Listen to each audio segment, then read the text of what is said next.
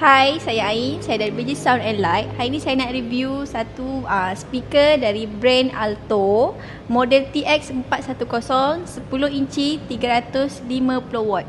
Speaker ni dia ada function untuk Bluetooth. Kat sini dia, kalau dia dah hidup, dia akan keluar lampu. Yang ni depan dia, yang ni tepi, yang ni belakang.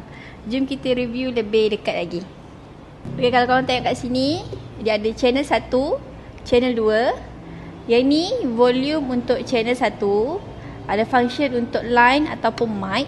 Yang ni input, channel 2. Yang ni volume untuk Bluetooth. Macam mana nak pair dia, korang tekan kat sini lama-lama dalam 5 second. Nanti dia akan pair lah. Kat sini output, yang ni contour, yang ni ground lift. Okey, kalau korang nak dapatkan, korang boleh datang by walk in ke kedai kita BG Sound and Light ataupun ke Shopee kita orang. Bye.